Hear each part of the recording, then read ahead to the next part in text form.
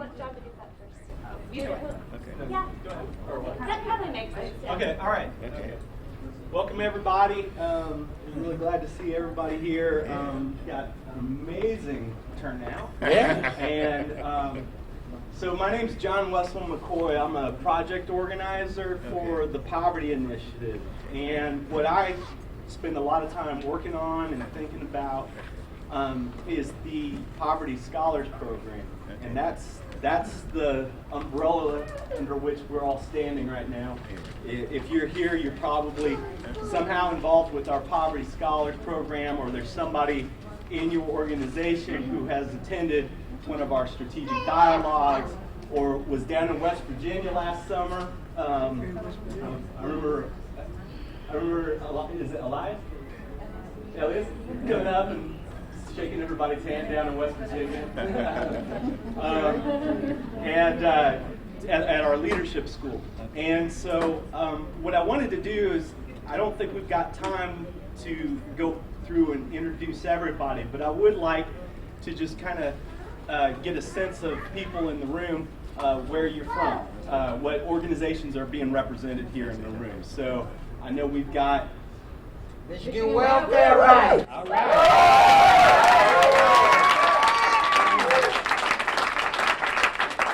And we've got Picture of the Homeless, New York. and we've got WRFG 89.3 Community Radio Atlanta. Vermont Workers Center.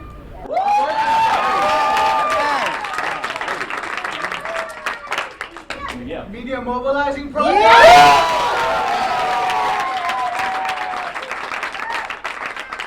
How about you, Carl? United Workers.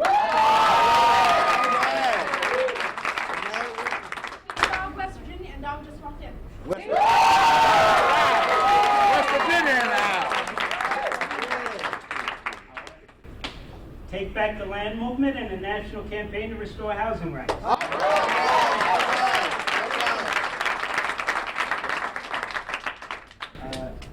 Chris, you want to? Sure, the Poughkeepsie Farm Project.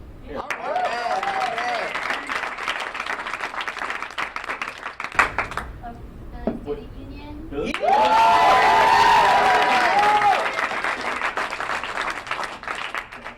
Let's see here. Who else? Who else? Unified Taxi Workers of Philadelphia.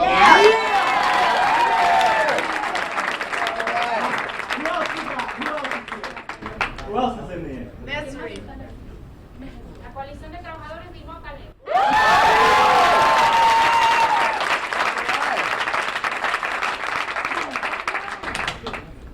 Mesri. Okay.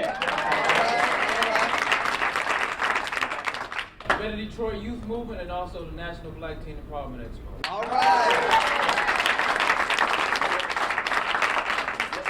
Retirees for Single Payer. All right. That's it. All right. Right here. Yes, sir. Banco, the Black Autonomy Network Community Organization from Benton Harbor, Michigan.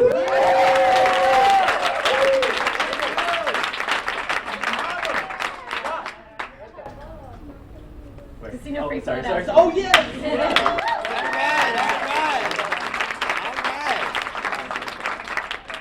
Anybody else? Anybody else? Elias.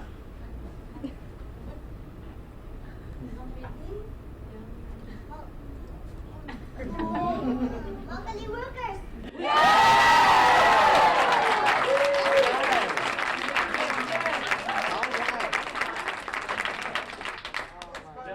Did I miss?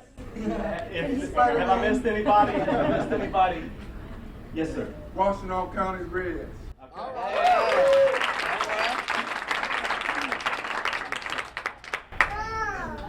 Hemp traffic NAACP.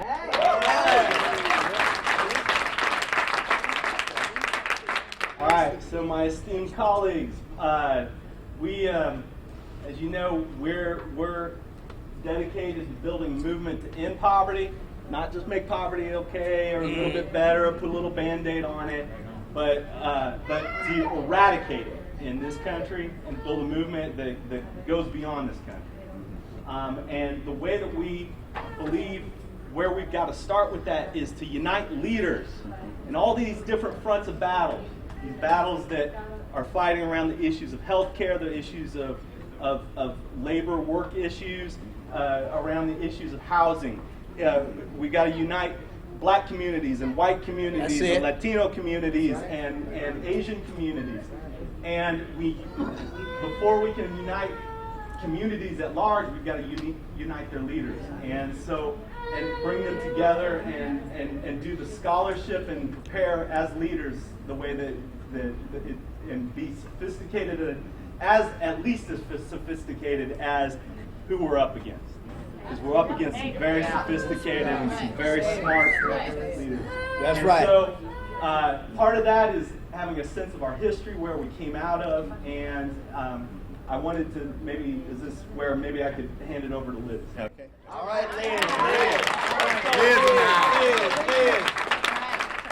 So thank you all for coming up. My name's Liz Theo Harrison. I'm the coordinator of the Poverty Initiative, and so the Poverty Initiative is here as well. So, but so we're excited to be kind of together. We thought it was a great opportunity here at the U.S. Social Forum for many of us as old friends and then some new friends to kind of have a chance to kind of socialize and see each other.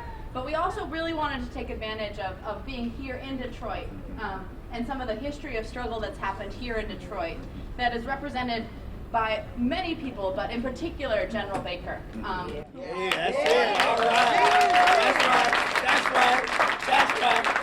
That's it. More than 40 years of experience organizing. With the League of Revolutionary Black Workers and a host of different kind of really important efforts in this country's history. I mean, here we have a real leader that has been a personal mentor to myself. There's not been an organizing question that I've had that Jen has not been able to answer. That's right. Not one. So I challenge anyone in this room to come up with something that Jen doesn't have, like the best answer you've ever heard. And a good So we wanted to both get together and have a chance to talk amongst ourselves, but we wanted to first start it off with hearing some words from General Baker about kind of the history of struggle in this city, in this country, as well as what it means for us today. Sure. I mean, why do we need, why do we need these leaders? Why do we need this movement? Why do we need to have folks that are doing this work together? So we appreciate you having this time with us, and we appreciate everyone being here. And make yourself comfy, and I want to turn it over to you. All right. Thank you, Liz. All right.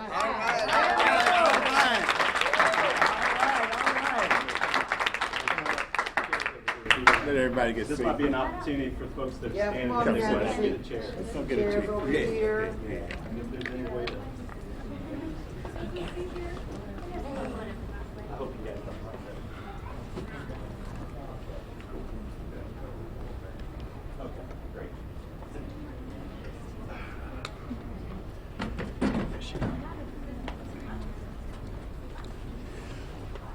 Well, good evening. Good evening, General. What a pleasure. I first want to thank you all for this golden opportunity. I don't feel like I deserve all of y'all. You know, it's a real pleasure to be able to talk about the history of struggle and the task that we got in front of us.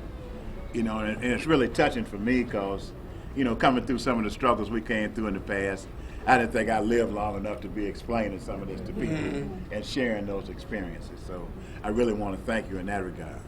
Well, let me say, I'm like I was saying last night, I'm homegrown. I was born here in Detroit.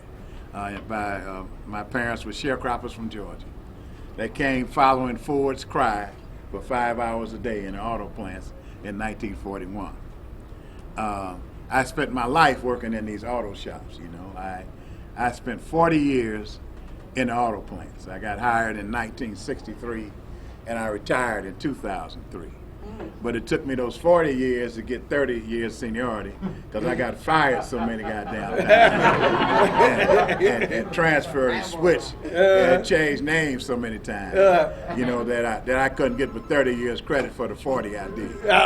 Okay, so the experience we share ain't legal experiences, you know. their experience that we got through struggle properly. Y'all excuse me for a minute. I cut off this phone. Yeah, let me do this. I'm sorry about that. I should have known better. Okay,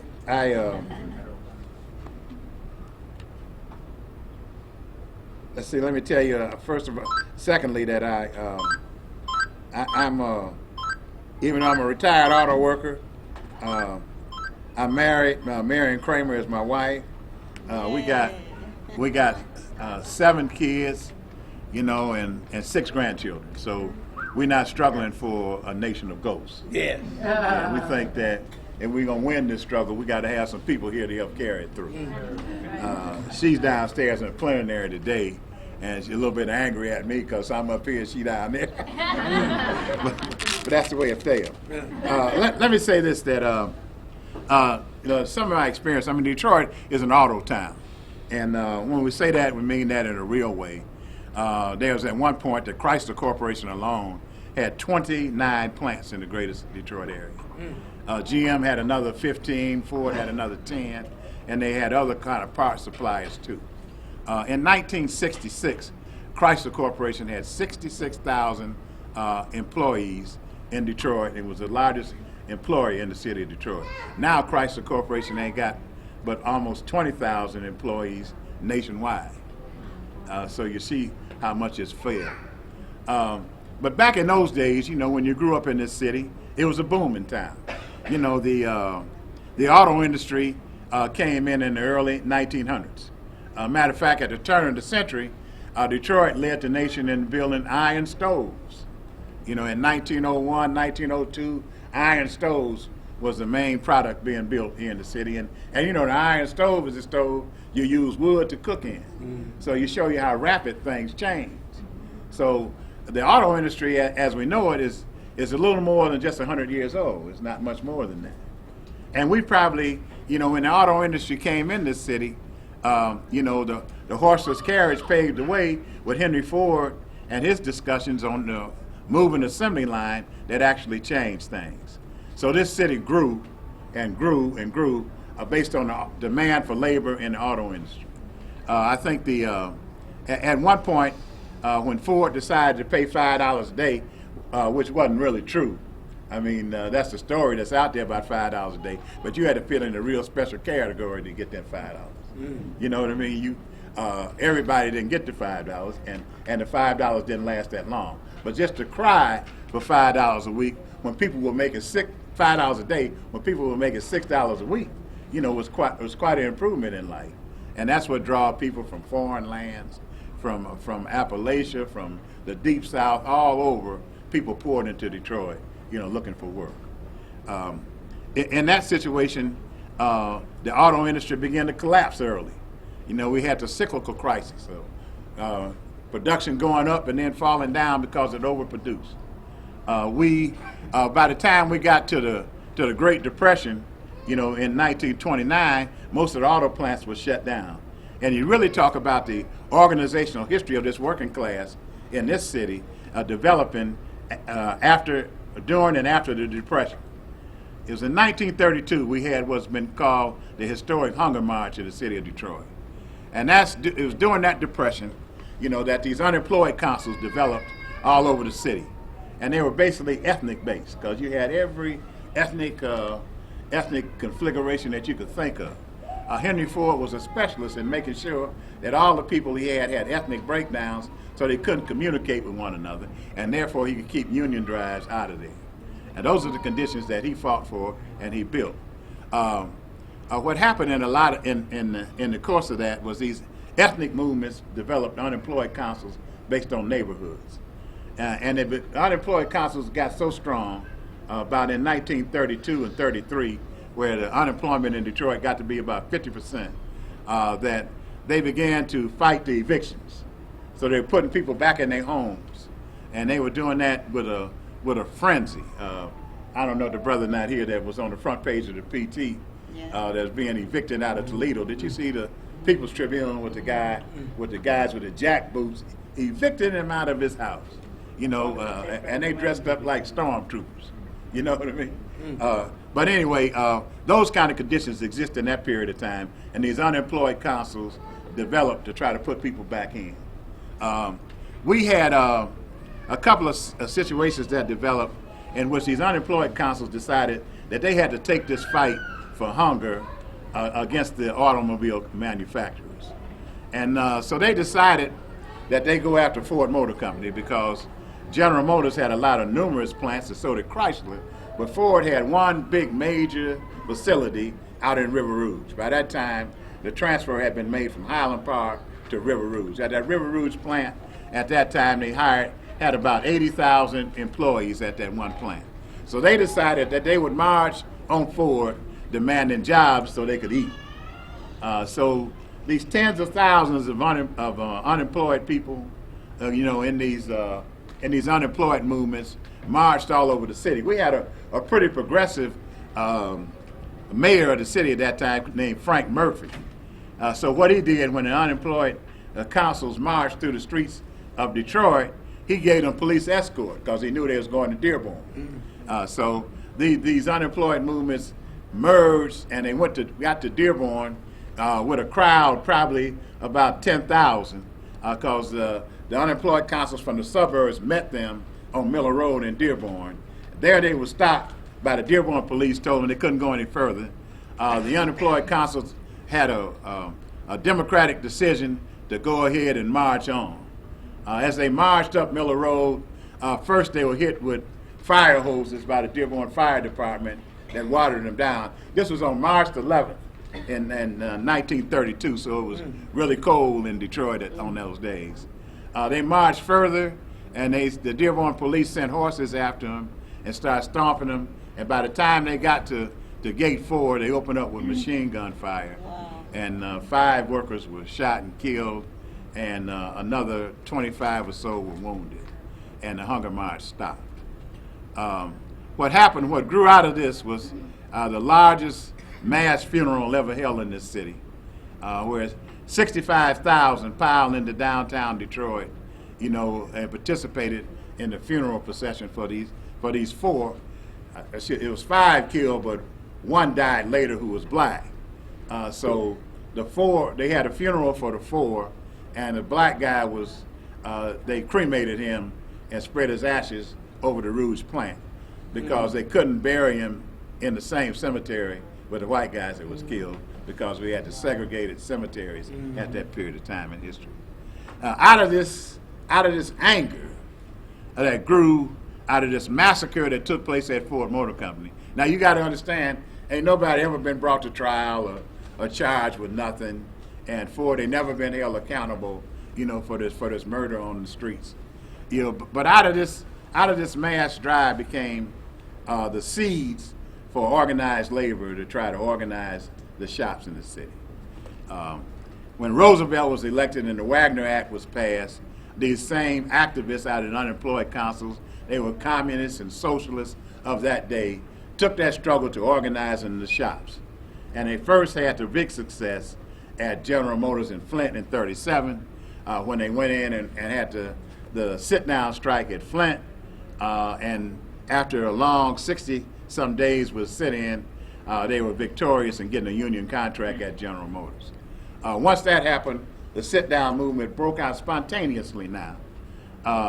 And the way history reads is sometimes that organized labor organized these people, but that's not the way history plays it. These developments became spontaneous. People sat down themselves and called the union, said, "Come organize us." So the union didn't do it. I mean, the women at the dime stores and millineries and restaurants all over town sat down and started calling the CIO, come over here and sign us up. So you see these movements break out spontaneously.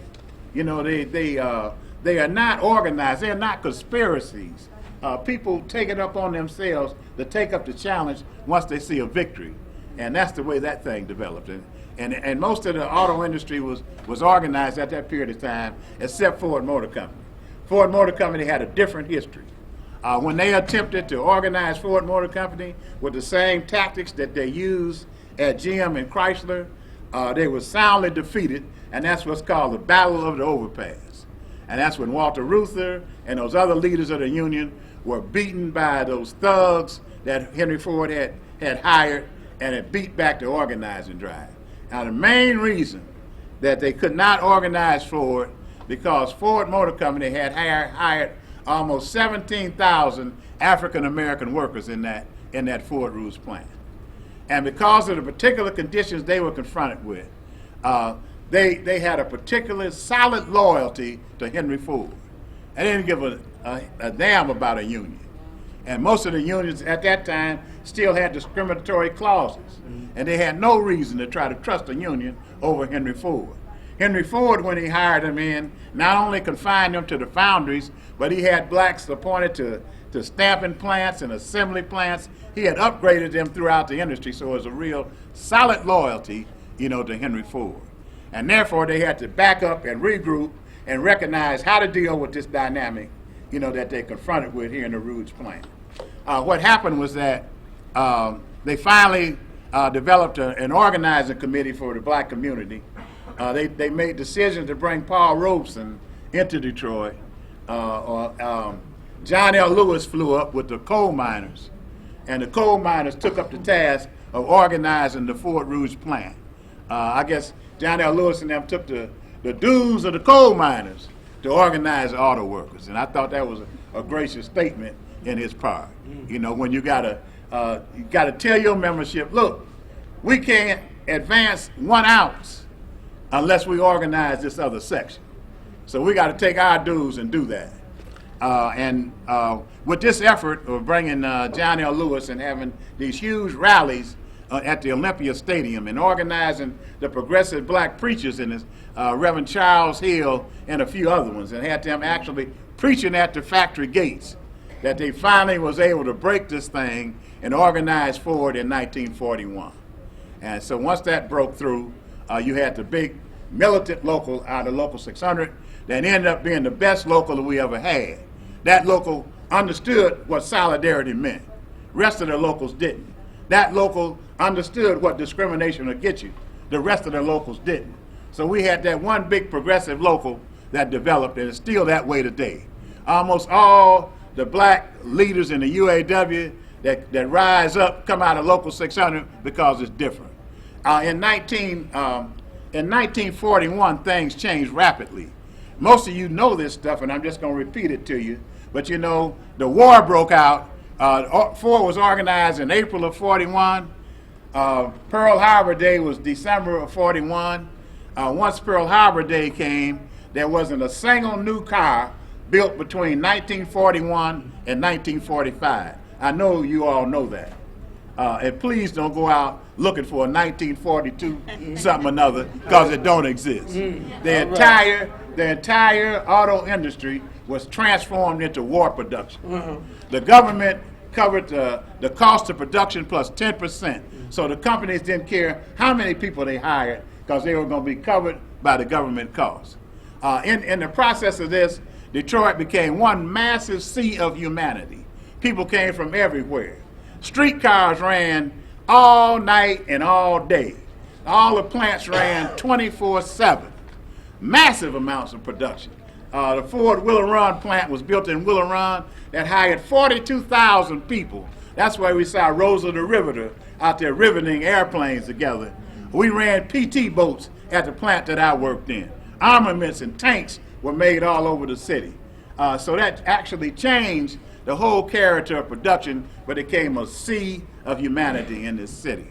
So that's kind of the important history early on of the development of the industry and the organization of labor in this country.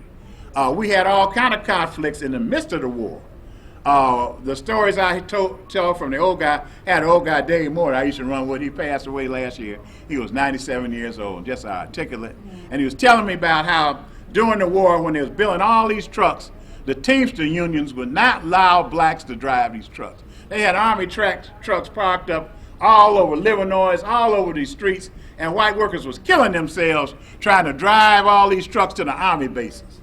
So these blacks appealed to try to figure out a way for them to break through, had all kind of resistance from the Teamsters. They had to end up appealing to Eleanor Roosevelt to get them to break the discrimination to allow them to drive those trucks and get them to the Army bases, else they'd have been stuck there behind some discrimination. The other part that we had was during middle of the war, we had these racial riots that broke out in Detroit. When black workers first entered the Packard plant in assembly positions, all the whites walked out. Same thing had happened at Temple Axle. So you had this strife that existed on the plants where blacks were supposed to stay in janitorial jobs or foundries and were not supposed to integrate into final assemblies. They had a housing project that they built here. It was a government project named the Sojourner Truth Projects that originally was built for the black population that was expanding as people poured into the city. And when it actually got built, they said blacks can't have it now. We're gonna give it to whites. All kind of conflicts broke out over that. But then so this rebellion spilled over in the street in '43. Those riots lasted for about 3 or 4 days in the midst of World War II, where we should have been fighting Hitler. Troops had to be brought back home to stop the racial unrest in '43. The same thing happened in Mobile, Alabama. I don't know if anybody from that area that's here today, but in Mobile it was even worse than that because they were building those big ships in the shipbuilding industry. When blacks first went in there to do welding, whites walked off or jumped them and refused to let them do it. So, you had those kind of conflicts that developed. But things got better and went on. To show you the solidarity that exists at this Rouge plant, I had this other guy running Quill Petway, and he was worked in the tool and die plant, which was a building that had mainly Anglo-American workers. And he said that during the riots, he was missing for 4 days. He couldn't go to work. And when he went back to work the next day, when he walked in the plant, all the white workers was cheering the fact that he was still alive. So it shows you the kind of solidarity that developed in that one shop that meant so much, to them. So those are the struggles that developed early on throughout the war years, and those struggles continued. But they're important for you to know because at that period in history, over half of the factory workers, over half of the black factory workers that lived in Detroit worked for Henry Ford, which was a tremendous part. But I think that background I'm telling you is how Detroit became a black city. That all those factory workers, that was not the intent of Henry Ford. He was hiring them all to keep them from building a union and uniting with the rest of the white workers. But the end results of that ended up building a huge black middle class in the city that grew up on the basis of that. And I think it's important for you to know in terms of understanding how the city got the way it did. It wasn't accidental, wasn't nothing magic about it. Hell, Henry Ford was trying to keep workers from organizing, and he got the different results from what he angled for. So those are the early struggles that we had in the city. Meanwhile, Detroit prospered. We had the largest amount of single home dwellings of any city in the country. Detroit is a city of 139 square miles, and we had all of these single homes, and not a lot of apartment buildings or brownstones. Everybody had single homes. I used to work in the factory. I have factory workers were so proud of their homes they'd carry pictures of their houses in their wallets. Ain't that something? I'm so glad this mine. Yeah. That kind of pride, in the fact that they got to be homeowners. Yeah. So that was the background to a lot of those struggles in that period. By the time we get to the mid-1950s now, after the war, then we see the plants begin to diminish. Matter of fact, anybody drove a Packard lately? Anybody seen one of them Packard cars? You driving down the street of Packard? Well, listen. Over on the east side here in the city, we got the Packard plant still sitting there. The last Packard rolled off the line in 1953.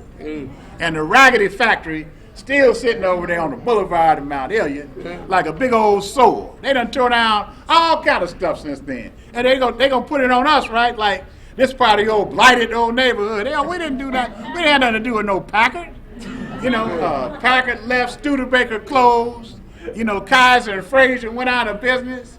All of those places those old cars you used to know that were made here, they all split, so those were gone. And we ended up having, at that time, the big four, because we had Chrysler, Ford, GM, and American Motors. You forgot about that one, too. American Motors used to exist. They used to make the Nash, you know, and the little Henry J, you know, and they made the Jeeps.